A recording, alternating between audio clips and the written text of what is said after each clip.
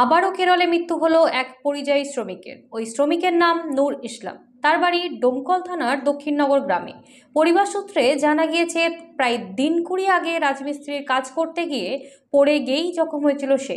এর্নাকুলামের পেরুমবাবুর এলাকায় একটি হাসপাতালে ভর্তি থাকার পর বৃহস্পতিবার সেখানেই মৃত্যু হয় তার।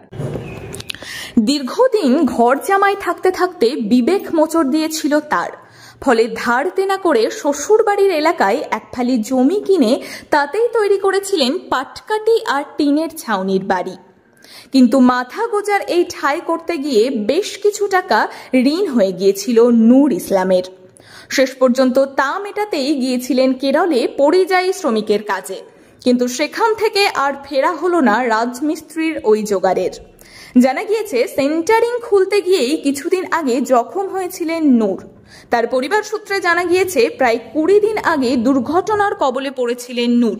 টানা 19 দিন মৃত্যুর সঙ্গে পাঞ্জা লড়ে কেরলের পেরুমবহুর এলাকার একটি হাসপাতালে বৃহস্পতিবার মৃত্যু হয়েছে তার। থেকে বলে পড়ে গেছে, তাই আমি শুনছি। আমি তাছাড়া আমি কিছু বলতে পারবো না। আল্লাহ গো,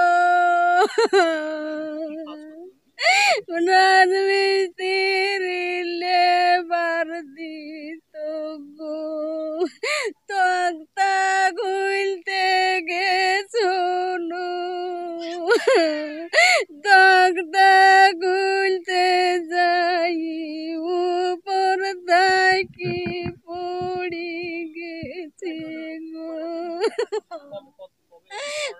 আমার স্বামী রাজু নির্দিন হচ্ছে সোমবারে পড়িয়াছে গো, 12টার দিকে গো।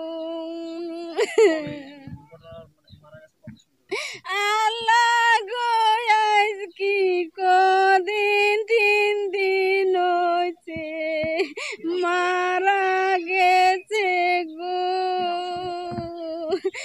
আমার নাম মুঞ্জিলা বিবি। পরিযায়ী শ্রমিক নূর ইসলামের বাড়ি ডোমকলের শ্রীকৃষ্ণপুর গ্রামে, কিন্তু দীর্ঘদিন থেকে সে তার শ্বশুর বাড়ি দক্ষিণনগরেই বসবাস করতেন। কিন্তু আর কতদিন থাকবেন শ্বশুর বাড়িতে, সেই ভাবনা থেকেই ওই এলাকায় 7 কাঠা জমি কেনেন নূর। 2 মেয়ের বিয়ে দেওয়ার পরে জমি কিনতে গিয়েই ঋণগ্রস্ত হয়ে পড়েছিল সে। শেষ পর্যন্ত সেই ঋণের টাকা মেটাতেই কেরলে পাড়ি দিয়েছিলেন পরিযায়ী শ্রমিকের কাজ করতে, কিন্তু ঋণ শোধ হলো না তার। কাজ করতে গিয়ে মৃত্যু হলো নূর ইসলাম। আপনার দাস কন্ট্রাক্টর, ওই কন্ট্রাক্টরই আপনার ওই টিকিট মিকিট করে সব করে প্লেনে পাঠাচ্ছে। যেখানে মারা গেছে সে কন্ট্রাক্টরই সব চিকিৎসার পয়সা দিয়েছে এবং যাদের টিকিট মিকিট কেটে ওই বাড়ি আসার ব্যবস্থা করে দিয়েছে। ওখান থেকে আমাদের কোনো খরচ হয়নি। এরা ফ্যামিলি খুব একবারে নিঃস্ব, তার মানে কিছুই নাই ধরিলেন। ব্যাপারটা বুঝতে পেরেছেন তো? ওদের কোনো রকম ভাবু ওই 7 কাঠা জায়গা কিনেছে, ওই জায়গাটু এখন পর্যন্ত টাকা শোধ করতে পারেনি। সেই কারণে কেরালায় গেলছে। এবার ওটা শোধ করবো করে আর কেরালায় যাব না এই নিয়াত করে গেলছে। তো যাই তো এরকম আপনার অ্যাক্সিডেন্ট হয়ে মারা গেল।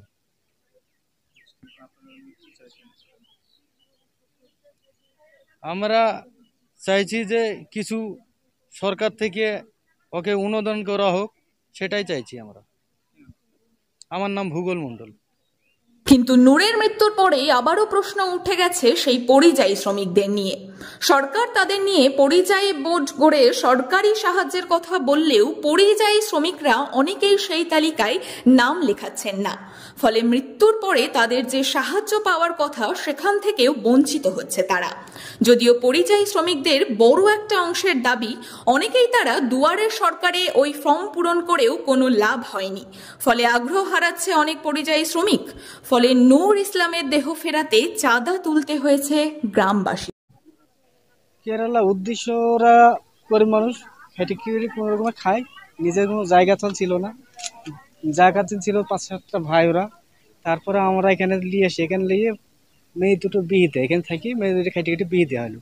বিয়ে দেওয়ার পরে তো নিজের একটু জায়গার দরকার, তাই ওই জায়গাটু কিনতে যাই আবার কেরালায়। হ্যাঁ, তার আগে কেরালা তো যেতেও না। হ্যাঁ, ওই জায়গাটা কিনতে যাই কেরালা খাটতে লিগে, জায়গাটা দেনা পানা আছে, লোকের গয়নাপাতি বন্দুক আছে, সেগুলো সব ছুটিয়ে দিতে হবে, এই কারণে কেরালা গেছি। হ্যাঁ, যেই তো ওই তো এই দশটা। ঘটনাটা ঘটা দিন 15 হবে। তার মধ্যে চিকিৎসা ছিল বেডে। হ্যাঁ, আজ পড়া মরা 3 দিন হতে চললো।